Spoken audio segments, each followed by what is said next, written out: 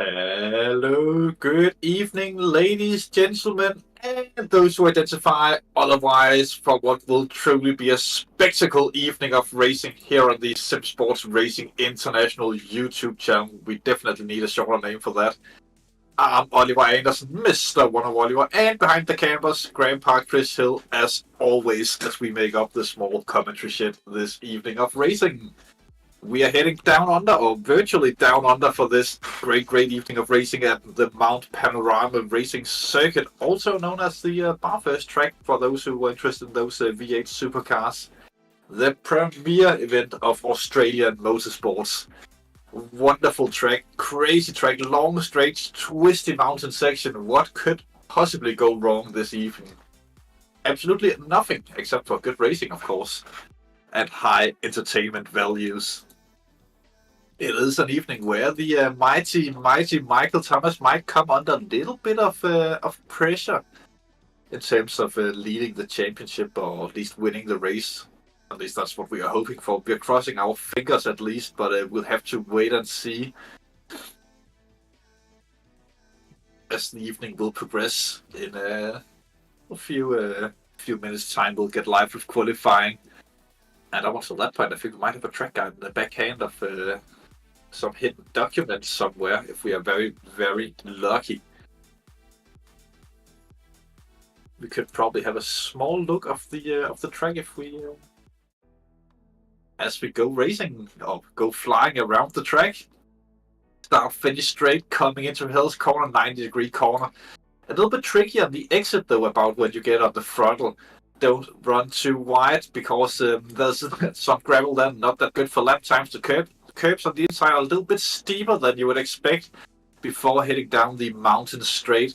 Very long straight. One of two massively long straights around the track. As you can see, it basically goes on and on forever and ever over the small crest on the run down to Quarry. Start braking at that small side road coming into Quarry. This is when the mountain section sort of starts, with the walls getting closer and closer. Before this point, there are no run-off whatsoever for the next minute or so of the lap. Heading up from Quarry, ending Sector 1 into the cutting. Tricky place to get right. You have to be very brave on the brake and very brave on the throttle, because from the cutting it's full throttle from this point on up the mountain through Griffin's Mount. Right, left, still fully on the throttle. Through the Frog Hollow, coming up to what will that be? That'll be Solomon Park. Well, this is where men are really made. Some drivers can take it flat out, some will have a small lift, others will end up in the barrier, only a bit of small runoff, and this is the first time you start braking on the mountain section into Skyline 11, 12, and 13. You go from very high speeds to very low speeds. Most drivers will use first gear through turn 13, the S's we are heading into on the downhill from the peak of the mountain. Again, on the full difficult braking zone, once again coming into the Deber. And this is where it's very important to get early on the front, because the next straight are extremely long, running down the Conrad straight.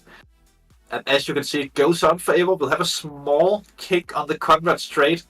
It is you can definitely go side by side through that. We've seen a lot of times, but truly difficult if you're on the outside, getting that car straightened out before the braking zone.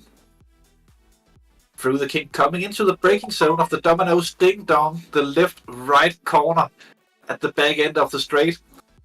You can use a lot of the curbing around here, and we'll see drivers do it. We have seen many drivers also go into the gravel trap by misbraking before we come to the final corner, Morris corner, and the pit entry on the left-hand side, which is very tricky, and we'll probably get a look at of a driver or two trying to get that right and mess it up completely during the race tonight. Speaking of the race tonight, it's a 1 hour 15-minute race, 75 minutes of racing, which means mandatory pit stop, but for fuel only.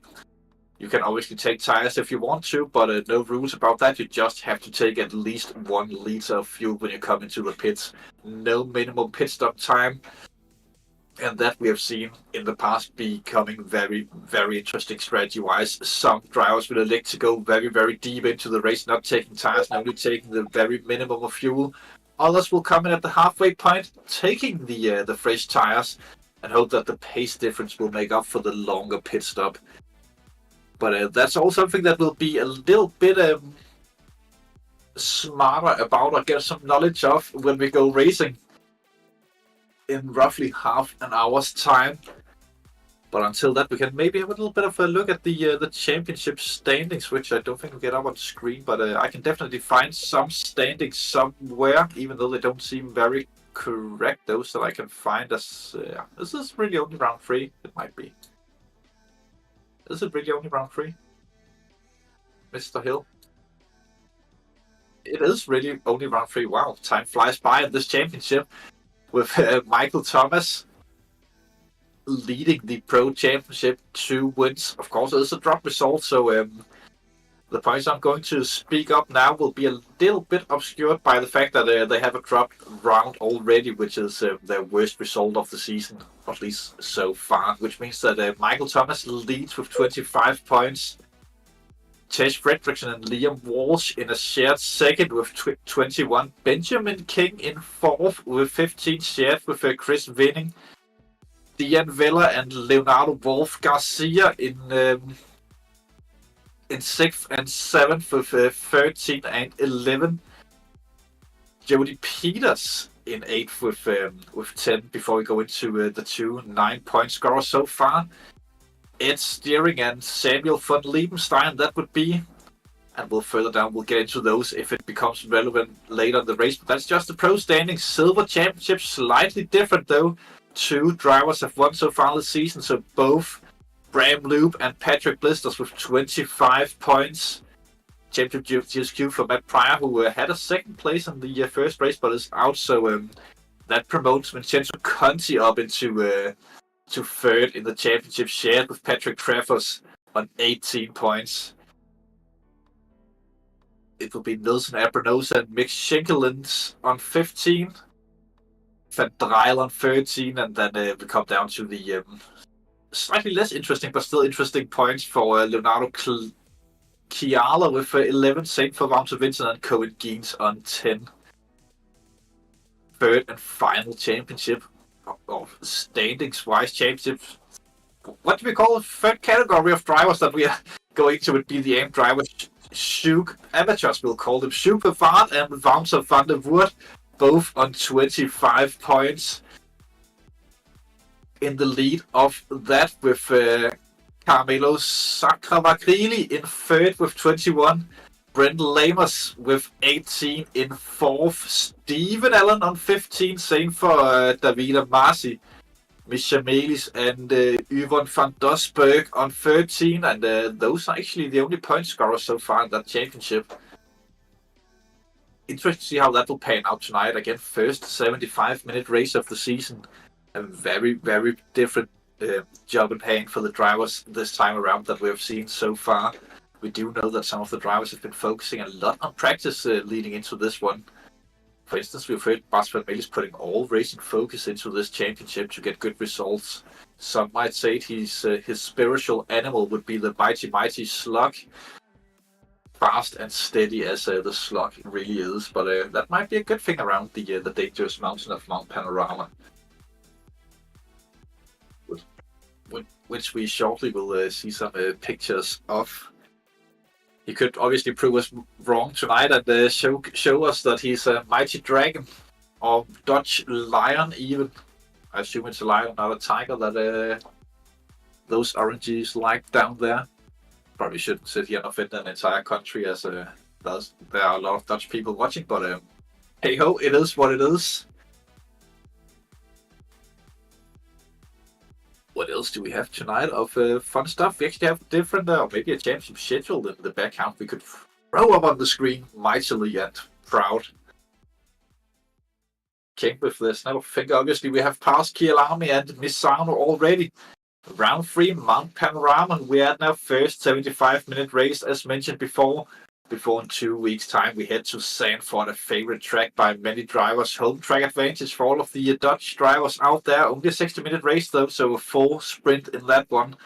When you take your tire change, that will be very important, as it's so difficult to overtake at Zandvoort. Before we finish off with a second 75-minute race at one of my personal favorite tracks in SS09R03 competition, when we go racing at Valencia. Track limits will of course be an issue when we get there, but we'll talk more about that in about 4 weeks' time when we head to Valencia on the 20th of May. Definitely worth tuning in for the 2 next rounds, as well as this one, of course, as entertainment are almost a guarantee. We also have a very fun Sunday night championship where we have just passed Donington Park, or past that about a week ago or so, before heading into Barcelona next Sunday for a 60-minute race. Kyalami coming up as the 4th race on that calendar. 75 minutes of Kyalami, once again same rules with the pit stops, I do believe, on Star Wars Day of all days. That surely will be a good one to watch. For all the people out there, we have only seen good races at Kyalami so far. We have been watching these drivers go at it before finishing the Sunday Championship at Circuit of the Americas, the mighty Cota race on the 18th of May. So not that long duration-wise championship when we are looking at from start date to finish date. Very compact for the drivers. Something to get used to maybe for the regular sprint drivers of SSRI, that they don't have as long of a practice time. We might even have a 2.4 thing as well, but we have live pictures from qualifying with a championship favorite and race favorite Michael Thomas in frame. No, that's Chris Winning actually, but Michael Thomas ahead of him on board with Chris Winning. Let's have a little bit of a look here as Chris Winning goes over the mountain for the first time. Looks stable enough. He will be using the curb on the left hand side, going as close to the walls as possible, using maximum track available, turning in before braking hard on the brakes, getting it turned in nicely, as close to the barrier as possible, and as early on the throttle as you could possibly go, and then it's full throttle from here on out until we crest the top of the mountain. Likely seeing a driver like Chris Winning even be full throttle while going over the top of the mountain as well. Ooh, a little bit of a touch then on the wall, but he keeps going. It looks like that does get off the throttle before the downhill section. It's interesting with setups around here at the Mount Panorama that the very best drivers will likely go for a low downforce setup to maximize the long straights and then just deal with the cars being dreadful to drive over the mountain. Whereas the medium drivers, they would likely go for a more medium to high downforce setup. So that would be something to look out for. The low downforce setup, of course, makes it easier to overtake as well. As we saw the Aston Martin running over the mountain down the back straight, the Conrad straight. Using that little bit of tarmac on the left hand side before the kick, braking just after the 150 point, even much later on qualifying. Turning it in nicely, not getting the best of rotations though, but it seems to be all right so far before coming into the Norris corner, the final braking zone off the track. Trying to get the maximum run, keeping it in second though as he crosses the line 1.3 seconds after Michael Thomas. I think that hit with the wall played a little bit into that. With Dyer in second in the number 2 Aston Martin, oh sorry, not Aston Martin, that's a Ford Mustang. Brent Lamers in his Porsche, heading out on track. Late to the call, or maybe he had a little bit of a contact with Mr. Barry R. A good little visit there. And of course, family and friends of many of the drivers, Mr. Barry R. And someone that they have been looking forward to visit over Easter, of course.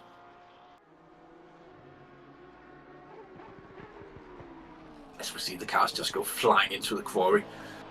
Big speed from all of them. Of course, it's still the outlap for Lamers, but this is the thing when you're in qualifying. You sometimes get caught out by the cold tires, especially in these corners. But looks like that Lamers have that completely under control as he goes up the mountain. I don't think he'll be flat out through this section on the outlap, though. That'd be a little bit surprising to run it that risky, as he does go close to the walls. Even on the outlap, maybe just getting his sight and aim set into qualifying to get the maximum out of the actual lap. On the run down the mountain, you can just see the elevation change there, how steep you descend from the top of the mountain. Rogan Daya is about to, if he keeps pace, he will snatch provisional pole away from Michael Thomas. As he goes into the domino, staying down, but with a little bit of a braking mistake, that just losing it just a little bit as he came through, and that is that lap over. As he's heading into the pit lane, Chris winning from 4th position. Can he improve as he crosses the line? He can, up into 3rd, though still 0.8 seconds behind Michael Thomas. A little bit of a gap. Samuel van Liebenstein in the Honda back up into 3rd with 0.6 behind Thomas. It is looking stronger and stronger. We did see a few years ago the Honda was really strong in endurance around here with the Red Rocket team. I think they won here at Mount Panorama, but that is also quite some years ago at this point. Man, we've been doing this for too long. But hey ho, around we go. Samuel van Liebenstein looks to be going for another flying lap, but he does look to be having a little bit of traffic ahead of him. The first car is not on a flying lap, so he will have to yield, but not a good place to do so as they're coming up the mountain. Good things about this for Van Liebenstein is he is getting a little bit of a tow up the mountain, but maybe the dirt is a little bit more distracting than the tow. You can see him flashing the lights as he went over some of the crests. Let's see what the Aston is doing. Continuing straight on, he did, and Van Liebenstein flies down the mountain. Look at that speed, close to the barrier, good rotation, hard on the accelerator once again. Point where you just keep your tongue in through the corner into the dipper. Close to the wall, hard on the front, again as close to the wall on the outside as well as you can possibly go. And I think he had a contact with the wall, got slowed down by the back marker a little bit too much down the mountain. To keep it going, Leonardo Wolf Garcia, one of the many Mode 11 drivers in the McLaren version of the livery, green and white. Classic livery at this point, the Mode 11 circle, we should call it. As he comes down the mountain, the McLaren is a very, very nice car to drive around here. Hard back marker there, who probably finished a lap and just got out of the way. It can be very distracting when you're on a quick lap on Mount Panorama and you see a car parked coming down the mountain. Even though they're not on the racing line, they're perfectly safe out of the way. You still just get that feeling that you have to lift a little bit when you go through them or go past them, just to be safe. At least I do. Maybe these drivers are slightly better, or well, they definitely are. Those who can't drive, they broadcast, isn't that what they are saying? Something like that at least. As Garcia comes around Murray's corner, some dirt is being kicked up in front of him cross line. A little bit of an improvement, but doesn't gain a position. And he pulls over to get a fresh set of tires and probably some fuel in the car as well. Milan Dumas currently set in 10th position. Cresting the mountain, going into Skyline, you can see how much of the track he's using. Close to the walls as all of the others. He did leave a few centimeters to the walls and are not 100% using all of the track yet, but he's probably just warming up for the final run of the session. Did he touch the wall there on the outside of the dip? It did look like it, but still going is Milan Dumas. Down the Conrad straight he goes.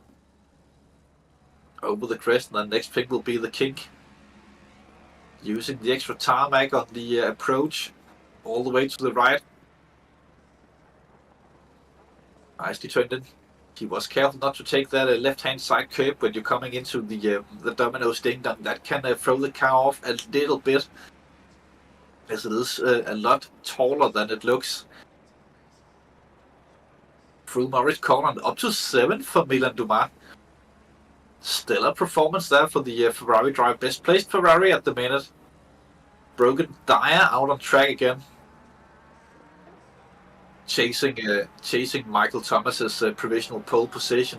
He is improving at the minute, but will it be enough to snatch pole position away, or at least provisional away from Michael Thomas across the line?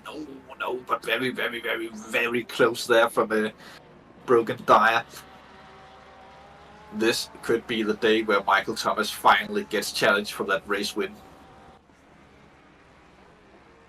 Bas van Melis, another of the Mode 11 drivers, the Slug or Dragon, we'll have to see after tonight's event in the bright orange Ford Mustang. Fun fact is he's not racing an orange Mustang because it's the national color of the Dutch people. It's to be more visible, to try and stay out of incidents, so other people can see him better. At least that's what I've been told. As he comes into the Domino's Ding Dong corner. Just see there if you look closely on the curb how tall it is.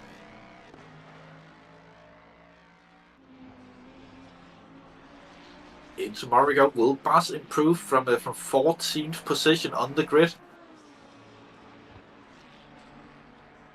He does make it up to 11th and ahead of all of the semi-pro drivers, or silver drivers as we should probably call them.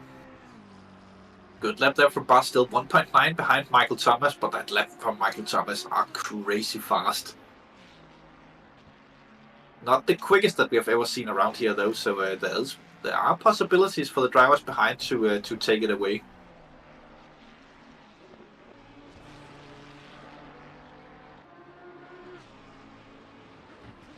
The Abbey Racing driver of Nelson Abrenosa.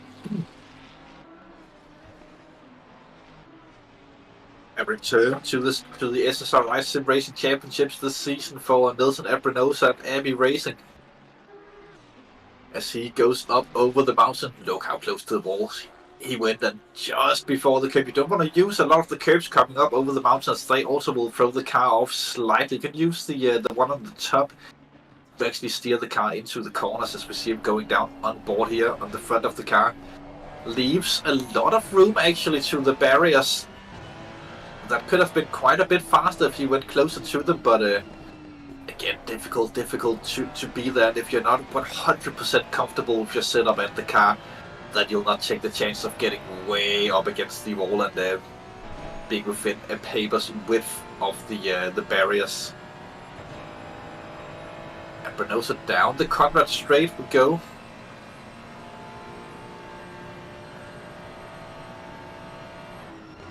Into the ding dong. Just look at the curb now. Now we can really see the gradient on that inside curb.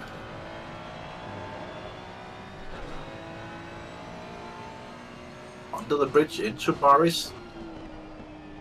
He could have stayed a little bit wider on the braking there, but across the line he goes now into 16th for Nelson Abrenosa. Strong lap from the Ferrari driver. I actually think he's the second quickest Ferrari at the minute out there. Sheldon Muscat coming to the line. I think he is improving. Let's see what happens when he crosses up into 11th there for Muscat. Good performance there from the Aston driver. Provisional pole in the silver class for Brem Loop. Ooh, hits the wall in Skyline. That is definitely costing a lot of time. Downhill we go, still on the throttle though, and not giving up on it yet, but looks like he clipped the wall there as well. Not the best braking into the dipper, and that's a wall hit also.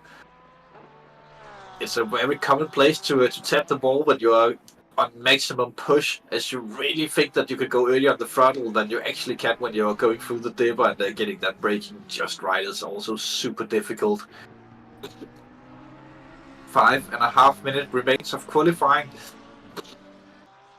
As Cohen Geens comes to Morris and will finish another lap. Very likely to improve, as we know he can go a lot quicker than he has so far, up to 24th only though, but he is getting within into the distance where just a few tenths will get him quite far up the grid. But big improvement that time around for Cohen Geens of DDS Racing. Mick Schillikens as well on the improvement in the 39 car. Alpha Simsport in another one of the Ferraris. The 39 car used to be driven by Stefan Hoffman, if anyone remembers him from way back when. Up into 19th there for Schillikens. Good lap. Danny Wills in currently 28th.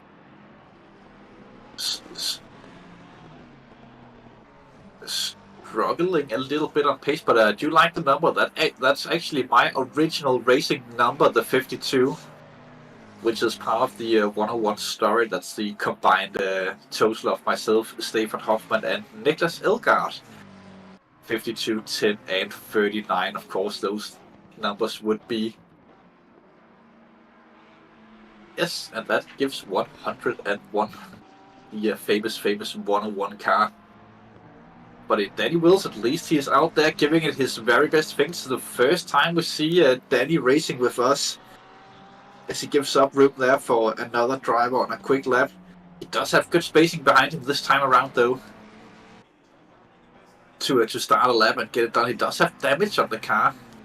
It is getting to the point where if he wanted to fix it, then it's a last chance to go into the pits and get out and start a lap. So I don't think he would. Broken tire up by 0.2 of a second, but really risking it all through the final sector. It could be pole position for Broken tire as he comes around Norris corner. Will it be enough? To the line we go, and yes, he does beat out Michael Thomas for now at least. Thomas still out there on track though. Dyer have gone into the pits. If he's very, very quick, he could make it back out for a very final attempt, but it would be very tight. I do think he's actually doing it. He is moving and coming out the pit lane. He will probably have about 30 seconds or so when he crosses the line. Michael Thomas only have this lap and one more. Was that a little bit of a kiss on the wall? That will have slowed him down the Conrad straight and maybe even given him damage for his final run. But Michael Thomas doesn't have any choices but to keep pushing at this point in qualifying. As he comes down into the kink and around we go. Through the dominoes, Ding Dong doesn't go and take the very optimal line there to the absolute apex of the first part of the Ding Dongs. Into Murray's corner. He will be using the curb on the exit, just using it to get the car turned in and starting his final lap now. Does Michael Thomas? Will this be the first time where we don't see Mr. Thomas on pole position this season? It is very close at the minute. 0.080 are the gap between Michael Thomas and Brogan Dyer. As Michael Thomas has started his final lap of qualifying. Brogan Dyer is still to come around and get his final lap started. Also, shout out in the chats to Bert D, who says good luck all GG Jordy. I think that'll be for I was about to say Jordy Peters, but that's not Jordy Peters. Oh, it is Jordy Peters, I think. Is it? I do think it is. Correct me if I'm wrong, Mr. Bert. As we ride on board with Michael Thomas up the mountain, we should probably just be quiet and enjoy the sounds of the Mustang.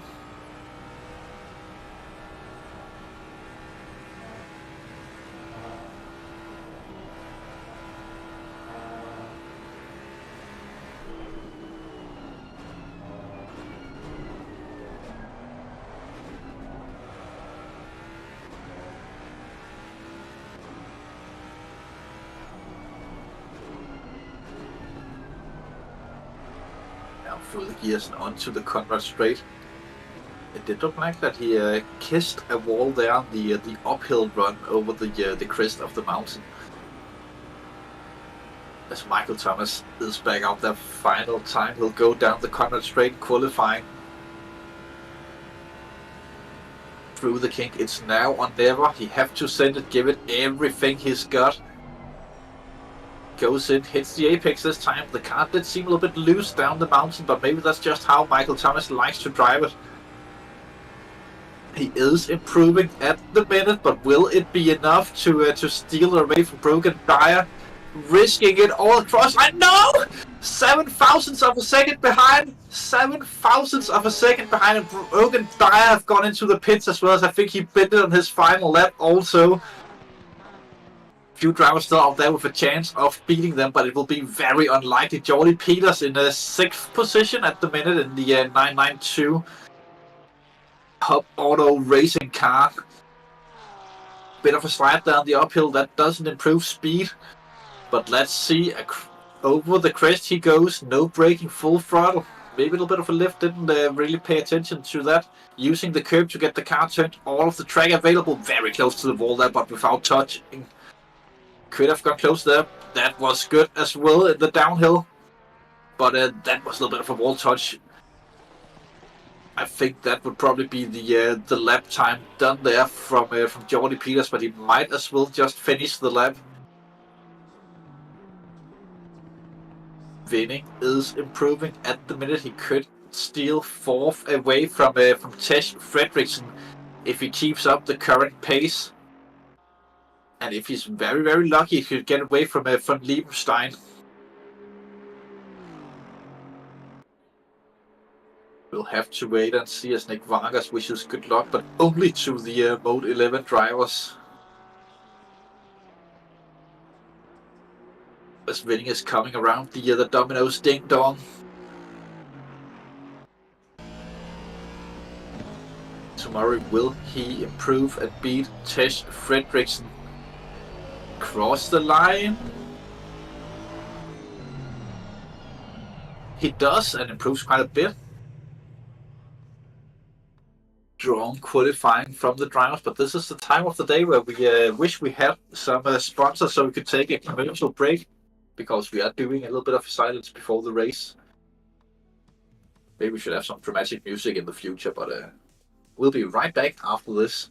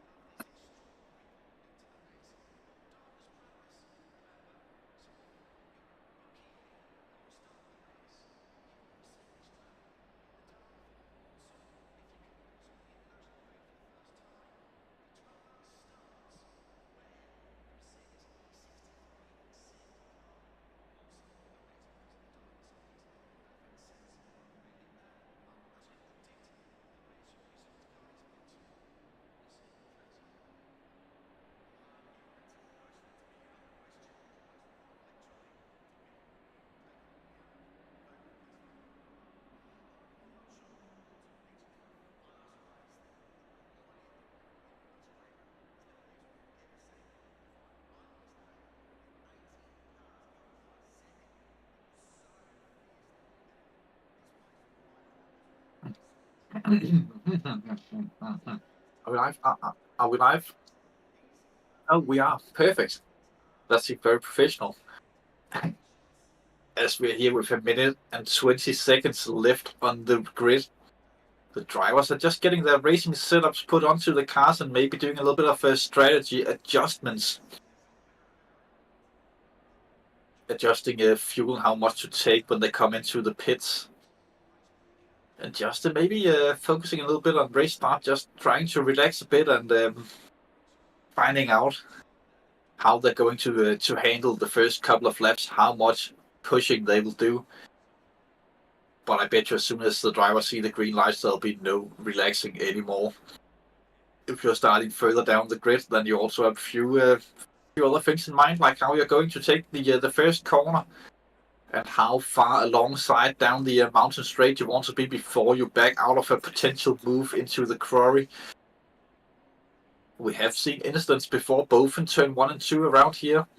Some of the cars will probably only just have gone around the final corner before they see the green flag for the race start, as the cars are coming down from the jacks with just 10 seconds before we roll out onto the formation lap. Broken Dire will lead the pack around, with Michael Thomas in second. Chris Winning lines up third with Sebastian von Liebenstein in fourth. Tej Fredriksson with Jody Peters next to him in fifth and sixth. Benjamin King and Leonardo Wolf Garcia in seventh and eighth. Arf and Dumas in ninth and tenth. Van Melis and Muscat in 11th and 12th. Silver Pole Blisters and Nelson Abrenosa in 13th and 14th. Loop in 15th with Parties next to him in the 195 Ferrari. Kiala and Schenkelins behind them in 17th and 18th. Ailing and Mokari lines up in 19th and 20th. Cohen Geens and Patrick Treffers in 21st and 22nd. 21st and 22nd. 23rd will be Vaughn Vincent. I can't see the rest of the drivers in the timing board, as I forgot to open the game before we went live. But Broken Dire will be the first man out, and he gets a clear look at the track. The reminding, or the last drivers in the field would be Shupe Vard in 24th, Scarvigiliri in 25th, Lamers in 26th, Van Dosberg in 27th, and then Wills lines up in 28th in the Ford Mustang at the tail end of the grid. This is a race where you don't necessarily need to be the fastest driver to score big. You just need to be the driver who hits the walls the fewest times and gets the least amount of damage. Damage will be a major thing in this race. Also a track where if you have gone too aggressive on the setups, you could potentially blow your tires in just about half an hour around here. I have done that several times. But again, on very, very aggressive setups, I don't think anyone would go that aggressive for racing. Around here at least. That would be a little bit silly, as this will probably be the slowest the drivers go through the mountain all day, at least within the next 1 hour 15 minutes. As we can see, Dyer just creeping down the mountain. Very important not to make contact with the walls at this point. It's still just the formation lap. Getting heat into the tires and the brakes. I'm very important, as you can see how Broken Dire accelerates and decelerates rapidly to get the last bit of feed into to the brakes. We will go side by side NASCAR formation shortly. About halfway down the Conrad Straight, I think that's the time where the drivers will get the command to line up in starting formation. And as they will start going side by side in a double file formation, we will start to see drivers who will be driving 1 foot on the throttle, 1 foot on the brake to heat them up just the last little bit and get the last bit of temperature into both tires and brakes. Cold brakes at the start of a race is never that good. I think it's Shupe Vard who's at the pits at the minute who will be starting from in there. That could be a strategy trying to avoid carnage in turn 1. Speaking of strategy, I do think that we'll see probably the Ferraris trying to go the deepest into the race, as they are very fuel efficient and they could potentially go the full 1 hour 15 and just take a single liter of fuel if they do enough fuel saving or do fuel saving correctly, as they are going side by side now, getting ready for race start. One more corner to negotiate.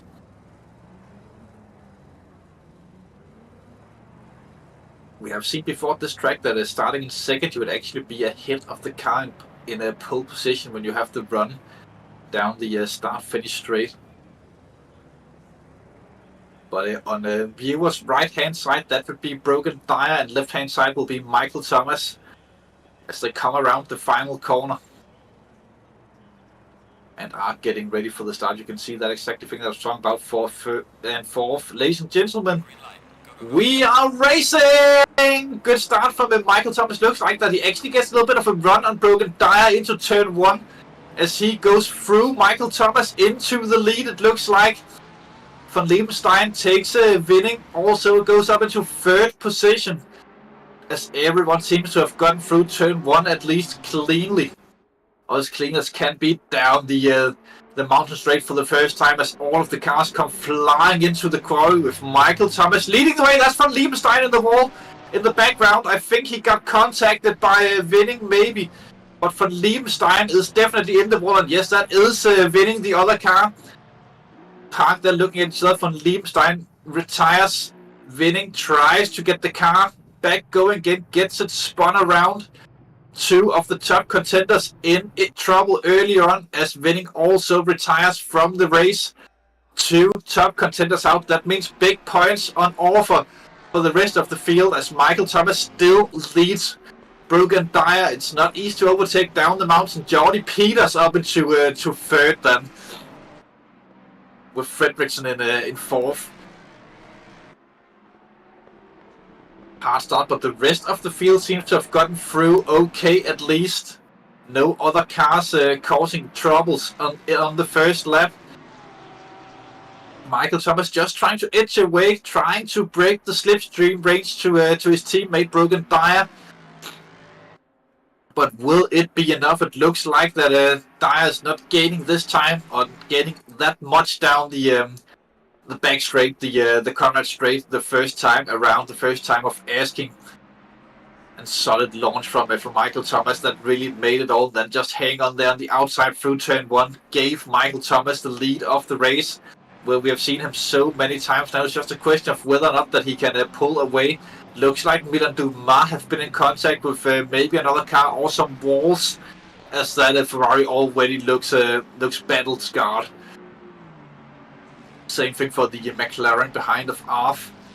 A little bit of damage on that car as well, at least some scratches. Van Melis runs a little bit wide there through turn 2. That could potentially open up an overtaking opportunity from behind. That would be Blisters, but he's too busy defending for Milan Dumas, who comes very good. Dumas actually passes Blisters there on the run into the quarry. Looks like Blisters just let off the front a little bit there. Blisters knows that he is leading the silver class at the minute, and the battle with Dumas would not be worth it. So he will probably just try and stick with Dumas, as Dumas will try and chase down the mighty Bas Van Melis. Will the end of the Thomas era lasted long? Yeah, it lasted about one corner, Alex. And he is back out there, but it doesn't look like that he is gapping that much further down the field. That's Moraki and Schenkelens, I think, or Shelikens, who are driving very closely with Cohen Deans behind, just lurking and ready to take advantage of any mistakes from these two drivers as they come down the mountain. The 39 and the 42 Ferraris. A lot of the Ferraris actually packed up together in 2x2. Only Dumas is not next to another Ferrari of the Ferrari drivers. Through the dipper we go. Looks like that a lot of cars gets close there as we are heading down the Conrad Straight. Moraki tugs into the slipstream of Shelikens, but I don't think it's enough unless if he's running very low wings. as they're coming through the kink and into the Domino's Ding Dong. Onto the brakes, not quite close enough for Moraki, but he will keep pushing and try to get to the back of Shillikins as quick as possible to progress through the field. They are rivals in the championship, of course, both of them silver drivers. For those out there not knowing, there are 3 categories of drivers in our championship here on Tuesday evenings. The pro drivers, there'll be the numbers that are marked with white behind the white boards with black numbers, and the silver drivers that we're looking at the minute. There'll be the silver marked boards with the white numbers, and then the aim drivers with the red boards and black numbers. It also says on the car, if you look very, very closely underneath the actual number on the side of the car, it will say Pro, Silver or AIM. But you would need much better eyes than me to spot that when the cars are going full racing speed. Looks like Moraki had a little bit of an issue there, coming up the mountain. Not the greatest of runs, so he will lose out a little bit. The cutting are just so important. Further down the field, Van Dusberg under pressure from Willis.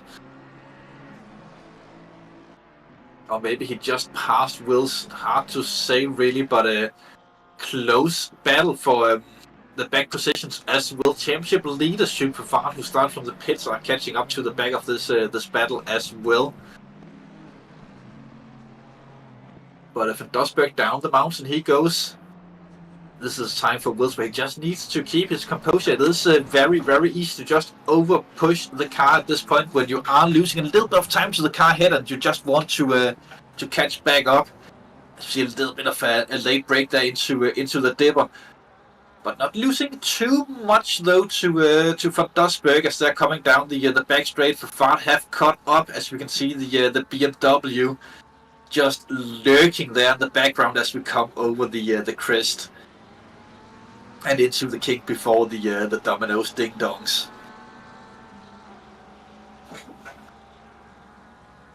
Just see Willis being a little bit maybe over eager to catch up there, making small mistakes as Super Fart from THRC comes up to the back.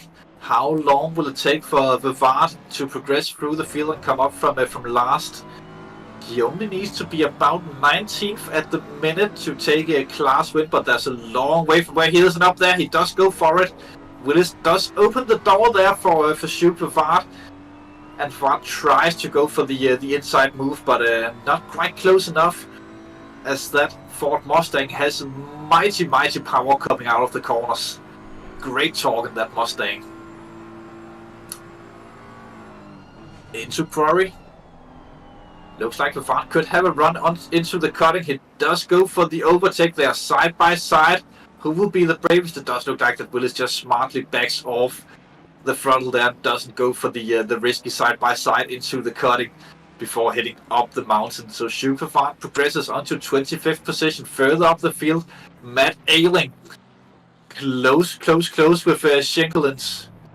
I actually think he passed Moraki and have got himself into a position now where he can challenge for 16th and Mick Schenkelins just ahead. Kiala also there. It's a four-way battle. 1 Aston Martin, 2 Ferraris and a McLaren. So it's the Brits versus the Italians.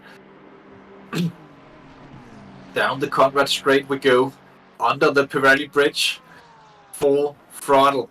Full concentration and just hitting that braking mark. It is difficult when you're behind another car that you have to take into consideration both the Constantina effect and the fact that you have dirty air on your car. You don't have the same aerodynamics when you're following another car, as they're sort of cutting a hole through the wind ahead of you, and that makes it a little bit more difficult slowing down the cars. You don't have the same wind resistance. And that's Shillikat showing himself in the mirrors there of Matt Ailing. Ailing runs wide. This could be... Ooh, he runs wide, goes sliding off. He takes Shillikans out there in contact with... oh, sorry, that was Clearer in contact with Matt Ailing as well. That was Clearer who went wide there big crash, but easy to do once you get on the grass. As soon as you hit the paved road, then you regain the grip, and then if you're having steering inputs on your wheel, then the car will just go flying through. Not the most routine driving, but it's a mistake that I think that all of us have made if we have tried sim racing. As he will get dived coming into the quarry as a big contact once again, and that was shoot with Vart, I think, this time with Kyalami from the Yard Racing team. Gets it spinned around. The race is not over yet. Anyone can make mistakes here, and that is definitely not the biggest one that we have ever seen at Mount Panorama. So if he can get that car back to the pits and gets it repaired, I do think he can go to the end from here. DSQ for Broken Dyer. I wonder what happened to Mr. Broken Dyer there. DSQ for Broken Dyer, which leaves Michael Thomas alone in the front. Did Dyer try some iffy pit stop strategies and then spin in the pits or something like that? Don't know how you would get a DSQ elsewise around here.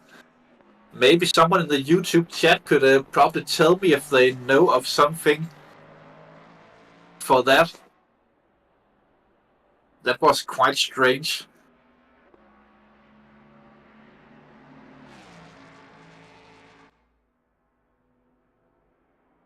But a race goes on, which leaves Michael Thomas alone in front.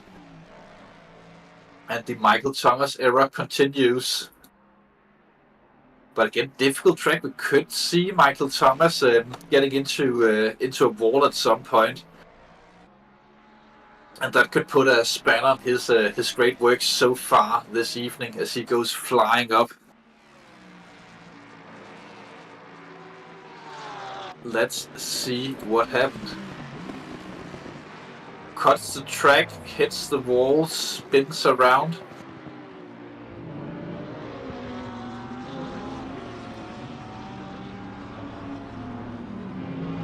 Is it for reversing on track, maybe? I don't think you usually get this cue for reversing, unless if you're going in the wrong direction of traffic, but that does look strange. I have never seen that before, but I think it's for reversing on the track.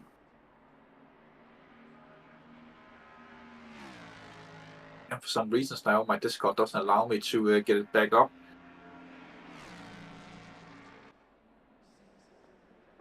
Massive start on top of the hill. He says in the Discord chat.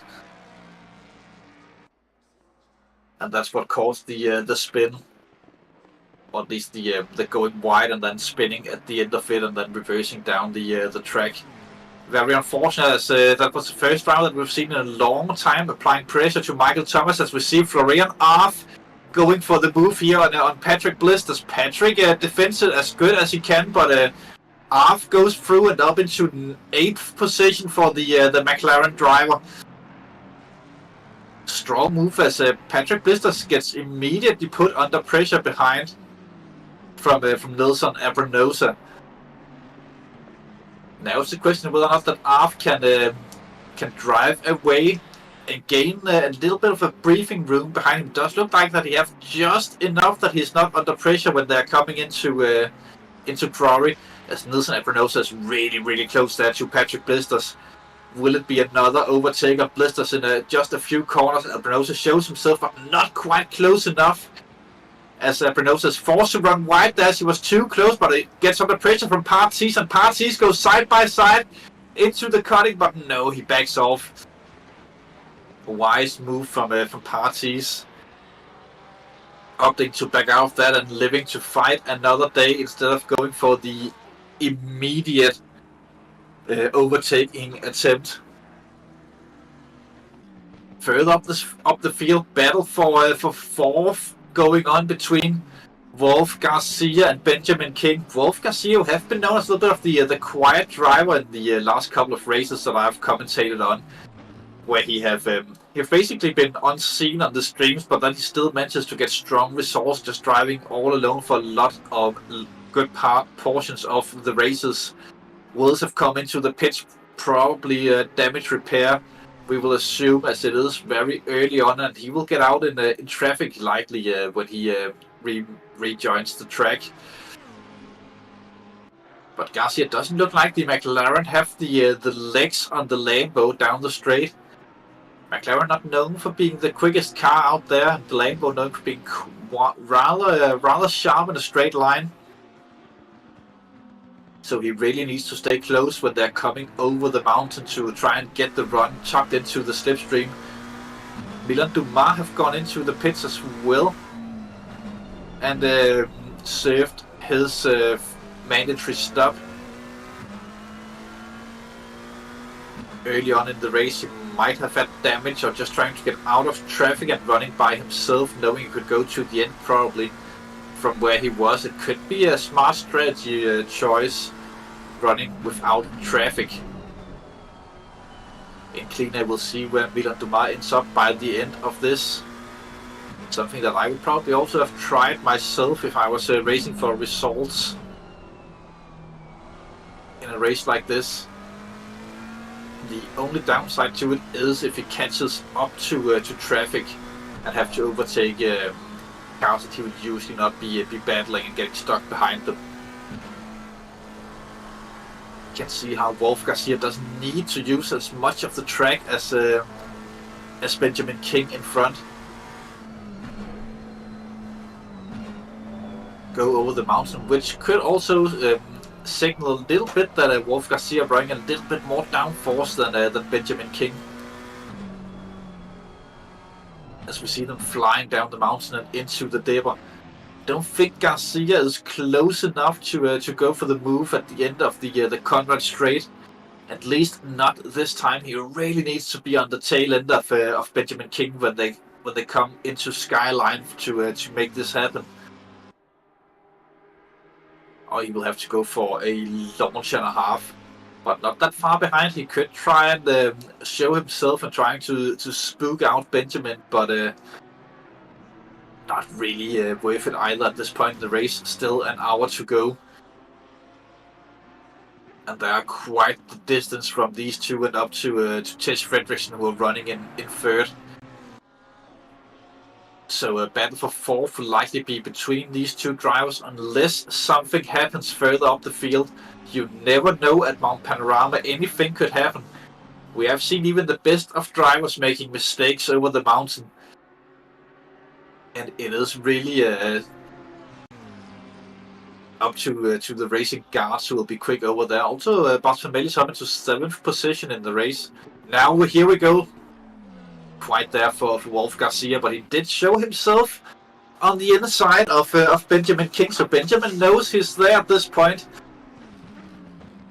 And he knows that McLaren will strike at the smallest of mistakes that he makes. On the run up from the cut in full front at this point. Cars can get very loose when they do that directional change. Sometimes when I've been racing up here, I've just been praying not to hit the walls and my turn-ins were correct. Very hard when you're following another car as well with the dirty air.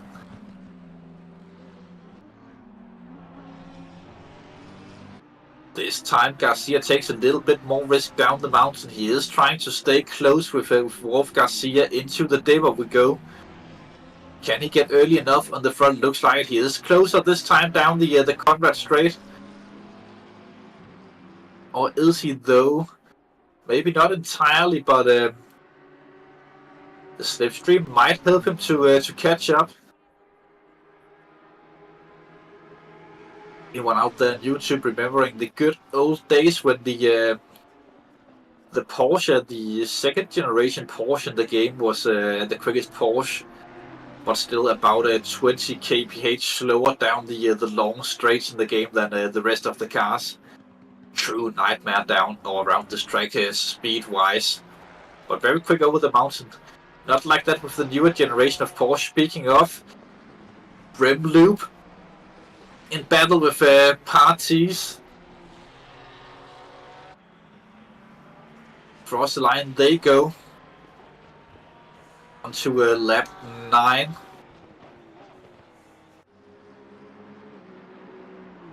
with soon the first 20 minutes of racing put behind us. We're still not at the time where you need to risk everything to make the moves and get past, but we are getting a little bit into to crunch time. But look how close Loop is through Quarry.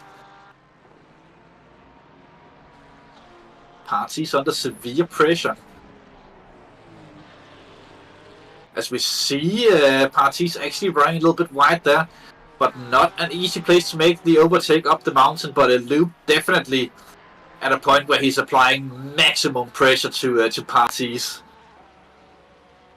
And Party's knows, I think, that Loop had a little bit of a lift there coming up the mountain, being a little bit too close to Party's to get proper grip in those Pirellis on the Porsche.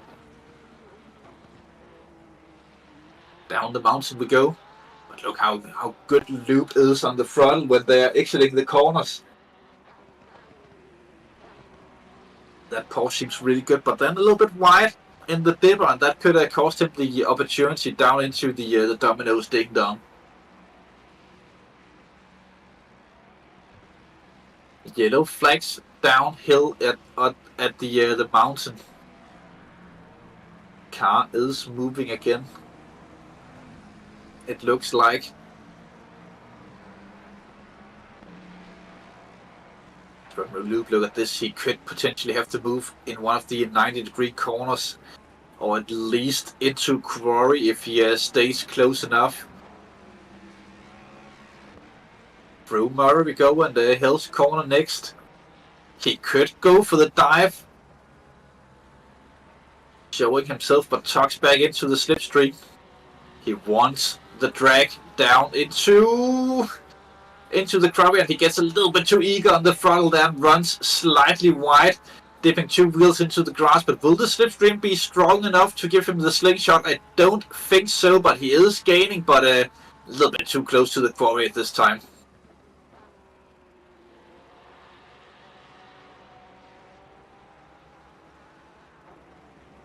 But look how close they are. Rem Lamers comes into the pits. Could be damage repair.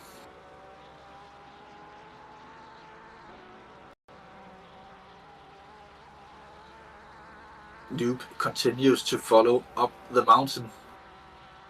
Another battle in the bottom right hand corner. I think Chris will tell me who that is. That's Oscar King. Oh, there's a bit of a spin there from Parties. Parties goes for the spin, looked unassisted, at least initially. As he starts reversing, we have seen that might not be the smartest idea. Ooh, not the smartest thing either to get the back end of the car onto the racetrack there, but he does get going again, and good evasive action there. I think that was Matt Ailing that reacted sharply to that and cut the corner. That could potentially have been a track cut for Matt Ailing though. As we did see a car run right there and take the barrier in the dipper. There was yellow flags showing as well while we saw the Party spin. Garcia still giving chase to Benjamin King. He haven't gotten this one done yet. Still applying full pressure. Other places, Ebrenosa and Blisters, Familiar and Arf as well. But Arf just a little bit too far behind to do anything about Familiar. You need to be at least within 3/10 when you come onto the straights. Parties into the pits to get the damage repaired. That's the thing around here. As long as you can stay out of the walls, we have said that many times this evening. As long as you can stay out of the walls, you have a chance of good points. And that surely worked for King there, and that have proved. Oh, sorry, that worked for was it Luke? It worked for Luke there, or maybe it was the system. We don't know. We'll have to wait and see after the race, maybe to figure out that one. But a lot of people getting a free position there further behind. Also, Superfart have made it into the lead of the AM class already in this race. Probably also the driver with the most races under his belt in aim is Supervart. And experience means a lot here on a track like Mount Panorama. Not about being quick, but about being consistent. And Arf in a little bit of a peculiar situation. He might be quicker than Van Melis, but it is very, very difficult to overtake the mighty speed of the Mustang. And I think that's what Florian Arf is struggling with a little bit at the minute. Getting past, being quicker at the right parts of the track. Doesn't matter that you are a second quicker over the mountain if you can't pass. If you're not quicker on the straights, it's not going to be easy to get this done. Not saying that I was a second quicker over the mountain, but theoretically speaking, of course.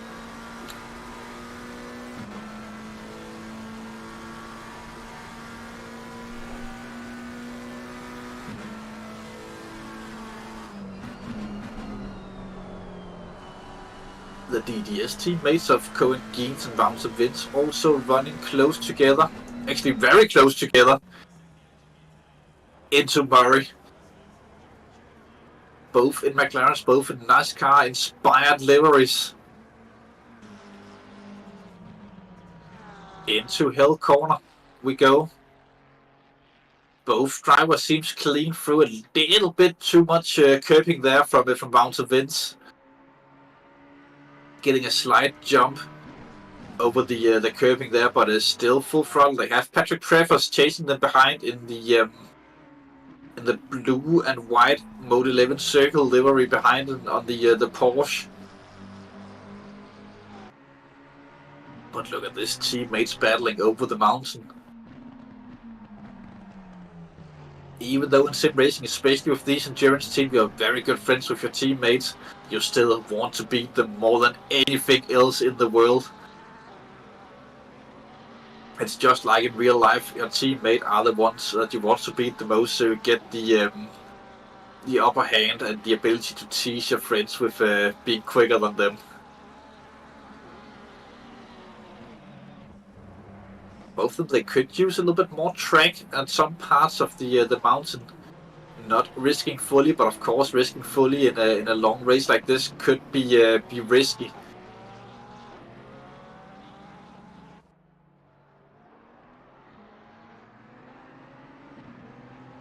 Through the dipper they win without any particular issues, as Cohen Geens gets a little bit of breathing room as they went over the mountains. Garcia and Benjamin King still at it. At this point, Garcia seems to be a little bit frustrated that he hasn't been able to make the move yet.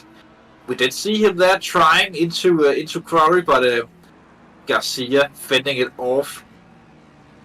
So far, Florian Arf still behind Bas Van Melis. But this is the part of the race where Garcia just needs to be really patient and hope that he can apply enough pressure on Benjamin King that he will make a mistake at some point. Even if it's not a big mistake, but as long as he can get him to touch a wall, maybe get some damage that could help him down the straights by being a little bit quicker than a damaged Lambo. But for Benjamin King, he will hope the opposite, that Garcia will be so frustrated not being able to get by that he will make contact to a wall. At some point, as we see there, the McLaren of Arf, he's really pushing it at this point. He's also getting tired of looking into the back of the black and orange Mustang of Bas Van Melis. Up ahead, Bas on a very strong 7th position at the minute. Maybe all that focus he have put into ACC at this championship is paying off. At least at a track like this, where it's not all about the best of speeds, but consistency, and we do know that Bas is a very consistent driver. He does get a little bit of a breathing room there to Arf, about a second or so between them.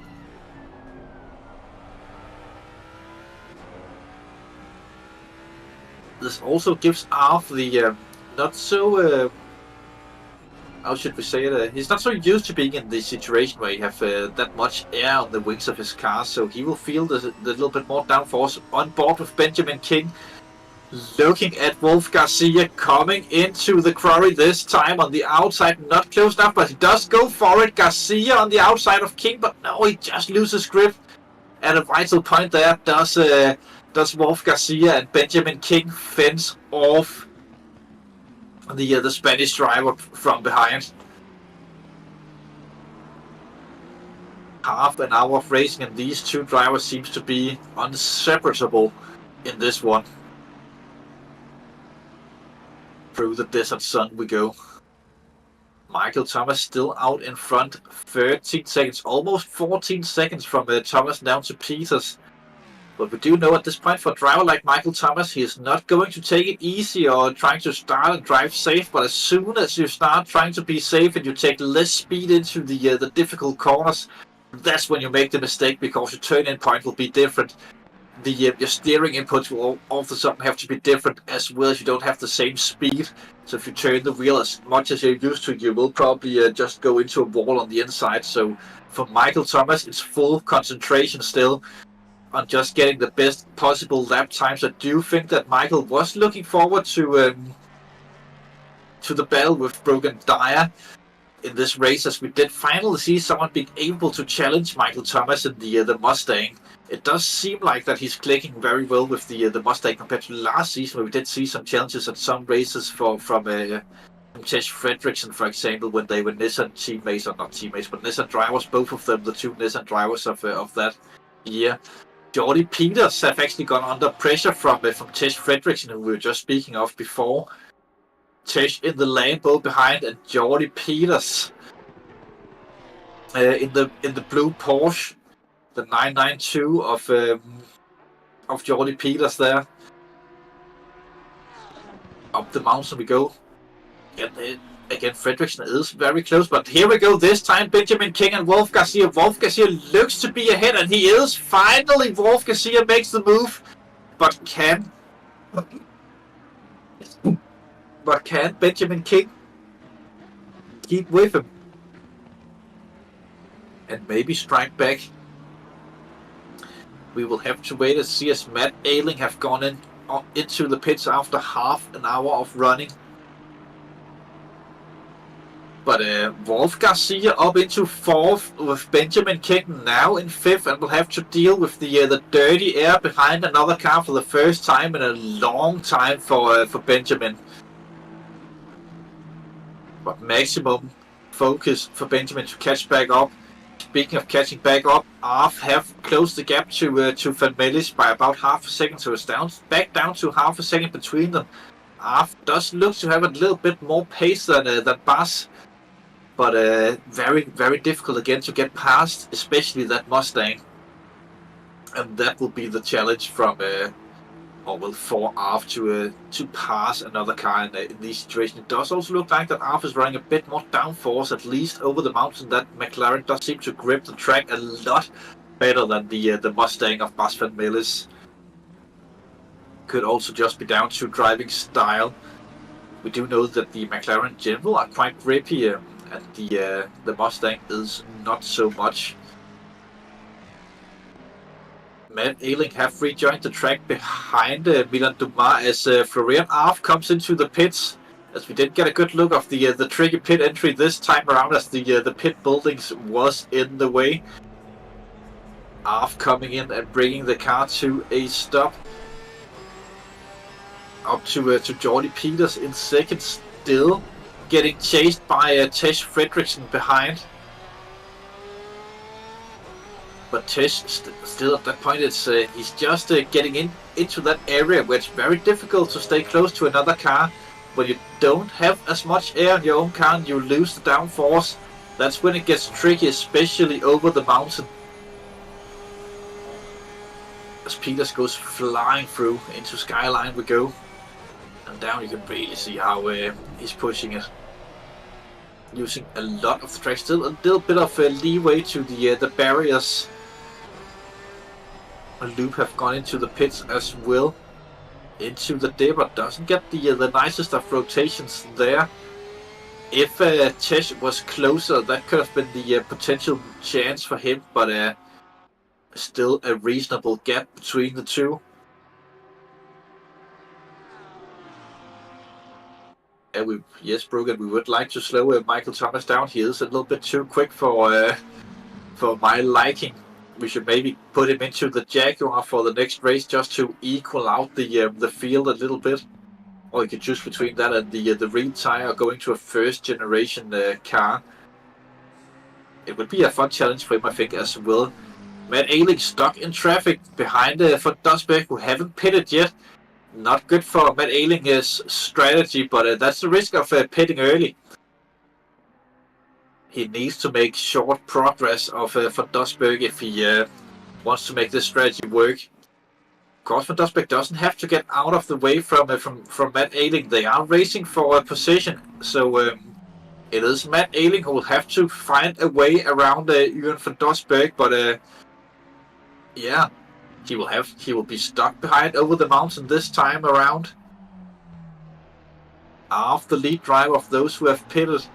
Loop and Dumas actually quite far behind. I was expecting Dumas to be a little bit further up the road. He must have had damage when he went into the pits, as Loop have had some sort of contact with a wall.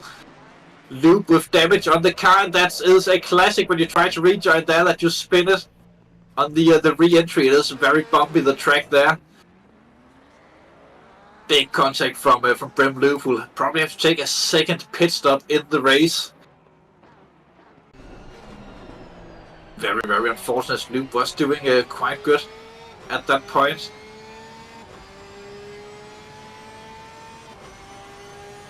Definitely something wrong there. Ooh, that's a slow-moving Mustang. I think that was Danny Wills just getting out of the way there from Brem Loop. Smart driving from him. Yeah, definitely retire for Michael Thomas, although I do think that he would prefer the either the M6 maybe or the Jaguars. They are front engine cars, and we do love those. Also, there's a twat meter in the Jaguar that we could miss how much of a twat Michael Thomas really are while driving. This time Ayling goes past as Van Dosberg goes into the pits, as we are getting very close to the halfway point of the race. Kyalami still in the pit stop from earlier on in the race, deciding just to stay and watch the race from the pits. Smart choice. Down to 24 active drivers in the race, though Kyalami could potentially go out and make it 25 again later on if he feels like it. Michael Thomas into the pits as well. He went for the half strategy, probably with fuel for just half of the race and then fresh tires in the pits. Same thing I would have done probably in this event, depending on where I started. Of course, you could risk it and go deep. I do think that we'll see a few drivers try that strategy, but tires will be very worn after an hour and 15 minutes of driving around here. Maybe not the best, actually. I think for safety I would probably take the tires no matter what. But this is the risk for Thomas. He will not be the lead driver when he comes out of the pit, so he risks getting stuck in traffic. And that could be potential danger for Michael Thomas. But we'll have to wait and see. Jordy Peters leads the race, or at least until he takes his pit stop. We'll have to wait and see how long he will go, with Tesh Fredriksson chasing right behind. But look how close Tesh is. This time Peters will likely get a little bit of the advantage of some slipstream from, I think that's Matt Ayling, directly ahead who hits the wall. This could actually be the opportunity for Tesh Fredriksson all of a sudden, as Jordy Peters had to sway a little bit there coming out of the dipper, which means that he's not at a max acceleration there. He did lose a little bit of speed, but is it enough for Tesh Fredriksson to go for the move when we come into the Domino's ding dong? He is very close. He is trying to line it up. Let's see if Tesh Fredriksson... No, he backs off and falls in behind. Not the top end speed of the Lambo there as we were expecting. So Jordy Peters defends in at least the provisional lead as he goes into the pits, that hands over the lead of the race to Tesh Fredriksson, who will try to overcut Jordy Peters. As Peters comes into the pits, Tesh Fredriksson leads. He will need to push absolutely max at the minute to get as good laps as possible to try and get the overcut on Jordy Peters. Do remember, Jordy will have the advantage of fresh tires when he goes back out onto the track. And Chase Fredrickson will be out there trying to lap faster on worn rubbers. So probably Chase will do this lap as a push lap and then go for the pits. If he is on the same strategy of changing tires, maybe Chase is on the fuel-only strategy, and then he will go very deep as he have the McLaren behind it. Is it Alpha? Is it Ailing? I'm not entirely sure actually who the grey McLaren was. It is Ailing. It has been confirmed in the microphones or the voice in my head. Some say it might be Chris Hill. Others say I have imaginary friends. But Chase out there in front, it is Matt Ailing very much confirmed. So I just thought set 10 on the car. Stock go 30 for Wills. That will probably be speeding in the pits as he have just been in for damage repairs not that long ago. Not the best of starts to his sim racing career. He's also causing a yellow at the Domino's, ding-dongs and returns, and looks to have retired from the race. Unfortunate for Willis. It is a difficult track to go league racing in as well. Difficult one to start at. I hope we'll see him back in 2 weeks' time when we go racing at Zandvoort. Wolf Garcia in the picture in the McLaren, also with the overcutting strategy.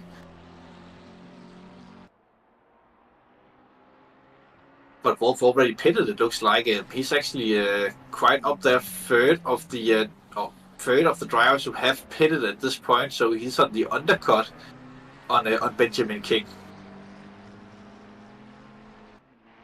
He just opted to take his pit stop as he was ahead when it came to it, but it is what it is. But he's catching up to Moraki, and that's the question again: how quickly can Wolf Garcia get past Moraki? Will he be held up by the Ferrari? That could be very decisive for the battle between Wolf Garcia and Benjamin King. And maybe this is what Benjamin King was hoping for by staying out late, that he would stay ahead of the potential traffic. And again, Moraki doesn't have to move out of the way for Wolf Garcia here. There'll be no blue flags as they are racing for track position on the same lap. Moraki is a pit stop behind, so he's likely not going to fight it too hard, as it looks like he have been lifting off a little bit there, but so does Wolf Garcia. Doesn't want to go forward through the kink. Maybe he wasn't too sure what Moraki was doing, and then decided just to back out of it to be safe. As Moraki comes into the pits this time, so not the biggest of time losses for Wolf Garcia. A little bit of time loss, but not that much. I do believe that the cars who have stayed out so far, either they know exactly where they will come out after a pit stop and knows that they will be in traffic, or they're going for the no tire change strategy. Families have boxed as well, and he came out behind Arf actually from the pit stop round. Here we have him in 9th as he have overtaken Moraki. The timing board is not currently up to date, as with drivers pit, then they'll not be put behind the other drivers before they pass a sector split. Or maybe it's until the driver pitted past the sector split, maybe, because Bas will pass the first one now-ish. And yeah, he jumps up to 9th there on the timing tower as well.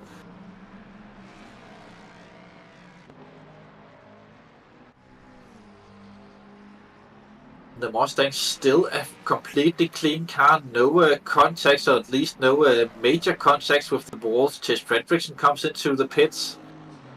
This will be interesting.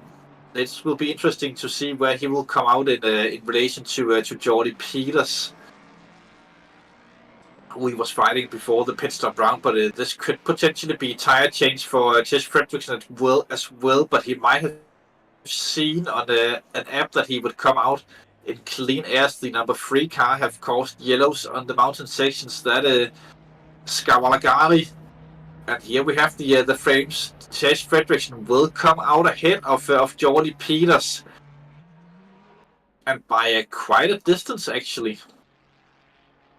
So that little bit of traffic that Jeopardy had, that have caused him to lose out. And that looks like a good 2 seconds between Tess Fredrickson and Jeopardy Peters. Maybe even a little bit more as they come into the quarry. Further down the field, the two DDS drivers are still at it against each other. Sugavan goes into the pits from behind. He have been battling the DDS guys in previous seasons when they were in the same category. But Wouter Vince still behind Cohen Geens, not able to find a way through or past. I don't think that there are any team wars between these drivers. They are definitely raising it to the flag. And that's a Ferrari behind. That must be Abrinosa, maybe? Yeah, it's definitely Abrinosa because he's only 1.6 behind. And the more the two McLarens are battling, the closer Abrinosa will get. Look at that, how close he is already. This will quickly turn into a freeway battle, where Abrinosa will, he's now stuck behind. Abrinosa have pitted, do you remember that? So he's likely on the fresher tires than the two McLarens. So he'll be losing a lot of time here over the mountain. I don't think he's cheeky enough to go for the move into Skyline. We have seen that in the past, but very, very risky. And it does look like that Abrinosa is just taking his time behind the two DDS drivers. But look at that, it looks like Dumas is also now coming up to the back of Abrinosa. It's already a 2-second time loss minimum for Abrinosa to be behind the two DDS cars. Now they're down the back straight. He will probably have to be a little bit brave on the brakes to pass Wouter Vince into the Domino's Ding Dong. Flashing away. Does Abrinosa showing that he is coming? He does have the good toe. Will he try for it before the kick? He's showing himself at least on the outside. Does go through! And the braking there from I think that was Vince, caught out Milan Dumas a little bit. As I do think that Vince was just trying to let Abrinosa go through safely and not seeing Dumas on the outside, or maybe Dumas didn't know exactly where Vince would put his cars. I think there was room to pass on the outside of Vince as well there as Vince came into the pits, which leaves Cohen Geens out there on track. And for Vince, he'll now just have to hope that Abrinosa will cause Geens a little bit of more time trouble than it did for him. And Geens knows this. If he can get Abrinosa past without losing any time, didn't look like that Geens was losing that much there, then he could probably maintain position in relation to his teammate.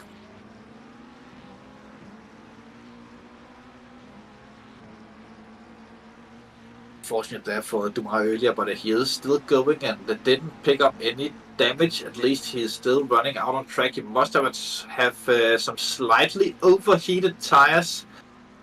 That if you're not mindful of that when you're going into to the corners coming up after a spin like that, then it could cause you a little bit of grief, as hotter tires makes them surprisingly less grippy, at least when they are overheated. And there are certain temperature window that you want the tires to be in, and if you go too much above that, then the tires will be very, very tricky to drive on. But Abrinosa up into 10th position, still 3 cars ahead who are yet to pit. That would be Patrick Blisters, who currently leads the silver class, who might be running a bit of a strategic blunder, not taking the stop at this point and trying to defend track position.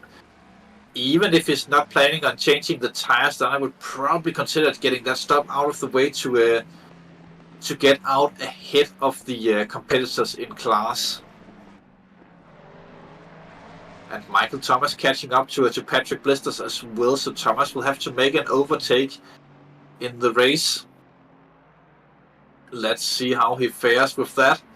Not something that we've seen Michael Thomas do too often here on the Simsport Racing International YouTube channel, with Michael usually just being way out there in front.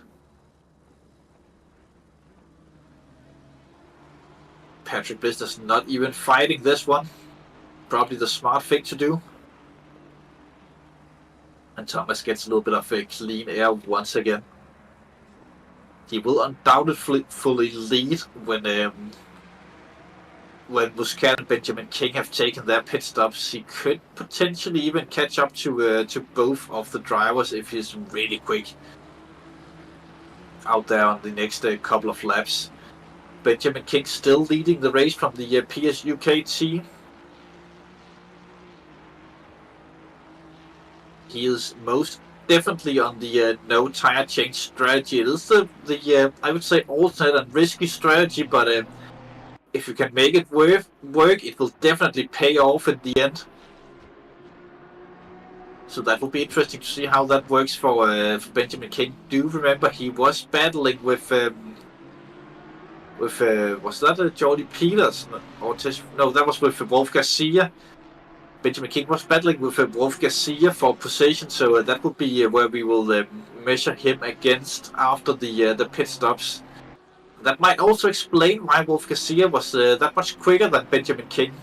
He probably had less fuel in the car, as you were likely only to carry enough fuel for about half of the race if you're doing the tire change strategy, as you'll not lose any time refueling if you're anyways changing the tires. And therefore Benjamin could potentially have a lot of pace, and he might also have been saving some tire life in the first half of the race. And he might still have to for the remaining 24 minutes and about 10 seconds to get this car to the end.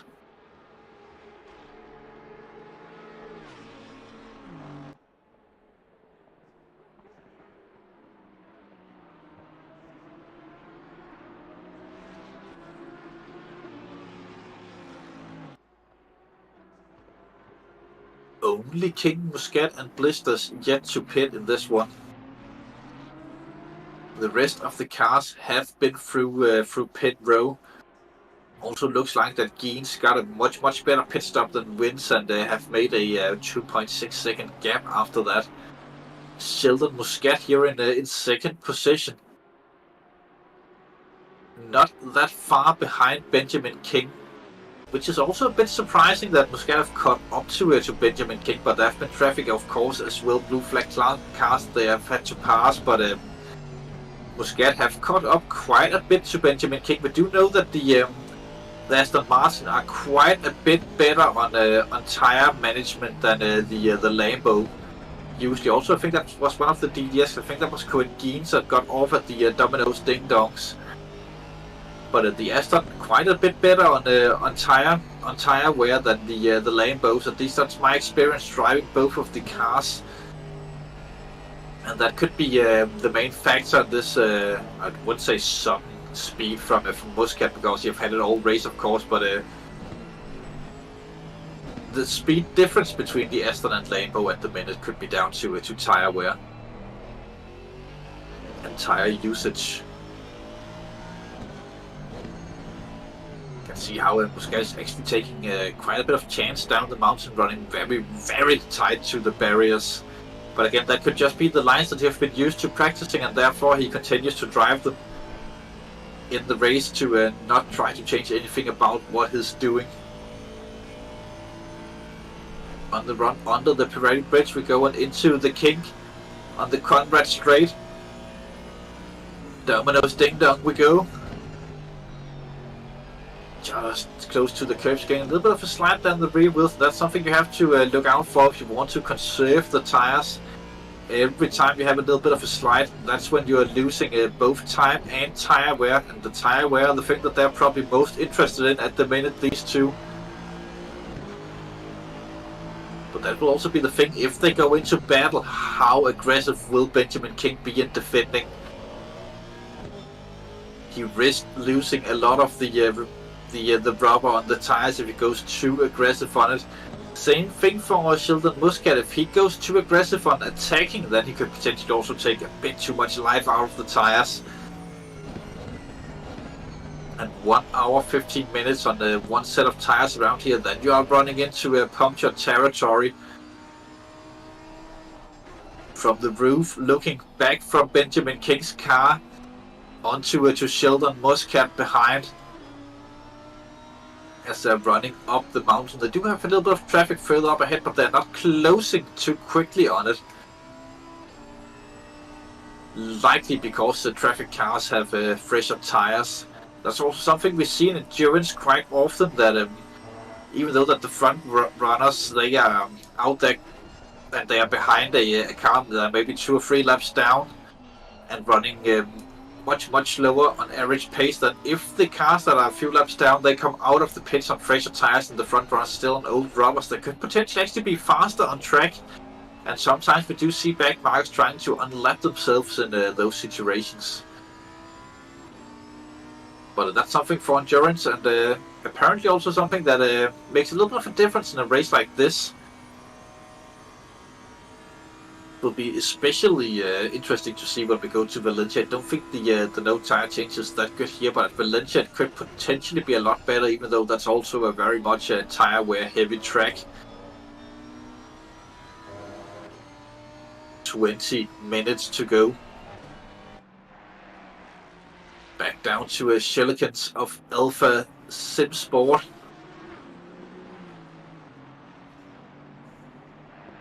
At him, that's Michael Thomas, who have just put a lap on Mick Shelikans, who's also now just 4 seconds behind the lead battle, with a pit stop in hand.